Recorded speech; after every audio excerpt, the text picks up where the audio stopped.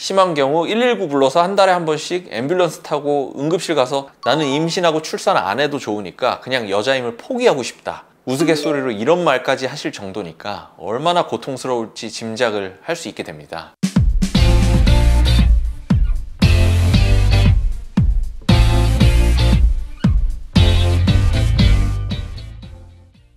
안녕하세요, 한의학 박사 이지승이라고 합니다. 오늘은 여성분들을 정말 많이 괴롭히는 주범이죠. PMS라고도 알려진 생리전 증후군, 그리고 생리통에 대해서 말씀드려볼까 합니다. 저는 남자라서 그 고통을 직접 겪어본 적은 없지만 저희 병원에 오시는 환자분들을 통해 간접 경험을 할 수가 있는데요, 얼마나 지긋지긋하고 힘드시면 정말 이거 걷어낼 수 있으면 걷어내버리고 싶다, 나는 임신하고 출산 안 해도 좋으니까 그냥 여자임을 포기하고 싶다, 우스갯소리로 이런 말까지 하실 정도니까 얼마나 고통스러울지 짐작을 할 수 있게 됩니다. 일단 가임기 여성의 10명 중 7, 8명은 생리통을 겪는다고 하는데요, 그런데 그 중에서도 4명 정도, 즉 40%가 심한 생리통과 생리전 증후군으로 고생을 한다고 합니다. 보통 첫날이나 2, 3일 정도 진통제를 한두 알 먹고 가볍게 넘어가는 분들은 사실 치료의 대상이 아니죠. 진통제 복용하는 게 가장 간편하고 저렴한 방법이니까요. 그런데 생리통이나 생리전 증후군으로 저희 병원 내원하시는 분들 보면 정말 일상생활에 지장이 큰 분들도 많이 계시거든요. 그날만 되면 약속이라는 것 마냥 통증이 심해서 생활이 안 된다거나, 그날마다 직장인이라면 병가를 쓰시거나 학생이라면 병결을 하게 되고,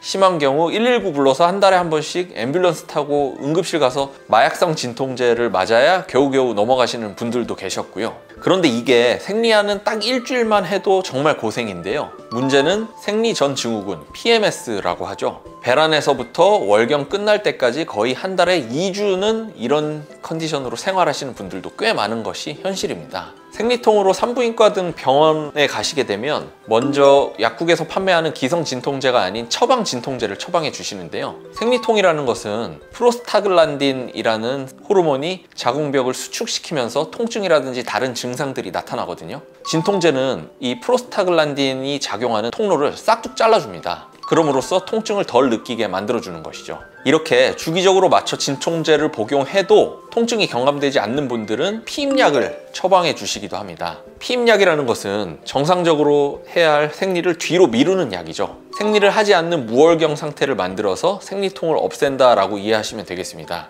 마지막으로 출산을 하신 이후에도 생리통이 심한 경우에는 미레나라는 호르몬이 나오는 장치를 자궁 내에 물리적으로 삽입하는 치료를 하기도 하는데요, 피임을 유도해서 무월경 상태를 유지시키기 위해 하는 치료라고 보시면 됩니다. 최근에는 보험도 되고 가성비가 좋고 한번 넣어두면 5년간 피임이 지속된다고 해서 많이들 시술하시는 것 같습니다. 지금까지는 병원에서 생리통을 어떻게 치료하는지를 살펴보았고요. 그렇다면 지금부터는 저희 한의원에서는 생리통, 배란통, 생리전 증후군 환자분들을 어떻게 진단하고 치료하는지를 간략하게 설명드려 보겠습니다. 일단 생리통을 유발하는 근본적인 원인이 무엇인가를 살펴봐야 할 텐데요, 첫 번째로는 혈액순환의 문제입니다. 조금 진부한 얘기지만 우리가 혈액순환 장애는 만병의 근원이라고 하잖아요. 실제로 우리 몸은 피가 잘 돌아야지 온몸 곳곳에 영양분이나 깨끗한 산소를 전해주고 노폐물을 받아서 처리를 해주는데, 그게 바로 혈액이 하는 역할입니다. 그런데 특히나 이 여성의 자궁은 혈액이 굉장히 많은 통로로 모이는 집결지거든요. 자궁 내막이 겹겹이 두꺼워졌다가 와르르 그 벽이 무너지면서 밖으로 배출되는 것이 바로 월경이잖아요.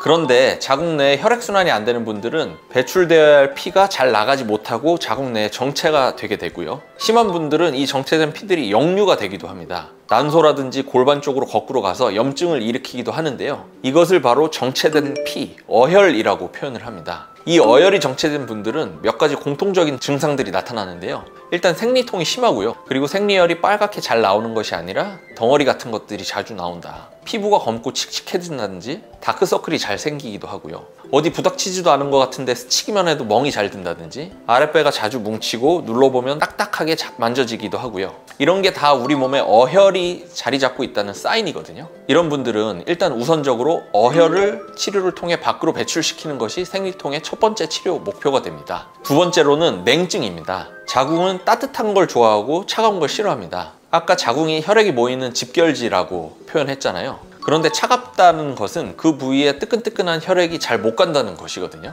옛날 어르신들이 여자는 차가운 데 앉으면 안 된다, 겨울에 밑에 찬바람이 들어오니까 짧은 치마 입지 마라 잔소리 하신 게 의학적으로 일리가 있는 얘기입니다. 그리고 우리가 생리통이 있을 때 아랫배 핫팩 대시면 증상이 경감되는 경우가 많은 것도 이런 이유에서이고요. 이런 분들은 주로 체질적으로 몸이 찬 분들이 많은데요. 항상 손발이 차고 아랫배도 차고 추위를 많이 타게 되고 찬 것 먹으면 설사하거나 탈이 잘 나게 되는 분들이 이런 경우입니다. 반대로 체질적으로 몸이 찬 사람이 아님에도 불구하고 하복부의 자궁생리계통에만 혈액순환이 안 돼서 그 부위만 냉증이 생기는 경우도 있습니다. 이런 분들은 몸이 차가워진 원인을 진단을 통해 가려내서 한열 편차를 바로 잡아주고 대사량을 끌어올려주고 하복부의 혈액순환을 개선을 해서 자궁을 따뜻하게 데펴주는 쪽으로 치료를 해야지만이 생리통이 개선될 수가 있습니다.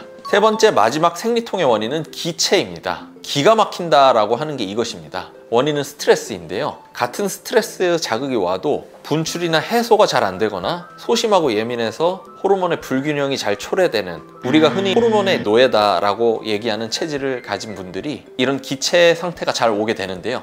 평소에 이유 없이 가슴이 답답하다든지 두근거린다든지 불안하고 초조하다든지 커피 마시면 민감도가 높아서 손이 떨리거나 두근거리거나 잠을 못 잔다든지 한숨이 이유 없이 잘 나게 되고 숨을 들이쉬기가 어렵다든지 이런 증상들이 두루 나타나고요. 유두 정중앙에 단중혈이라는 곳이 위치해 있는데요. 뼈 위에 있는 이 단중혈을 눌러보게 되면 자지러지게 아픈 경우가 많이 있습니다. 여기에 해당하는 분들은 흉곽에 모여있는 기체 상태를 해결해 주는 것이 생리통을 근본적으로 해결할 수 있는 방법이라고 말씀드릴 수가 있겠고요. 이렇게 기가 막힐 때 가장 많이 쓰는 한약재가 바로 진피, 귤껍질인데요. 증상이 심하지 않은 분들은 진피를 차로 우려내서 마시는 것도 증상 경감에 분명 도움이 되실 겁니다. 지금까지 생리통 그리고 생리전 증후군은 왜 생길까, 그리고 어떻게 치료할 수 있을 것인지에 대해서 살펴보았고요. 같은 생리의 문제라도 개개인마다 그리고 체질마다 그 증상과 원인이 다양한 것을 아시게 되셨죠. 생리통은 그 통증이 나타나는 현상에만 집착하는 것이 아니라 체질적으로 생리통이 나타나게 되는 근본 원인을 개선시켜 줘야만이 자궁 건강에 있어서 악순환을 막을 수가 있게 되고 생리통이 반복되지 않게끔 개선이 가능하다라는 말씀 드리면서 오늘 영상은 이쯤에서 마무리하겠습니다.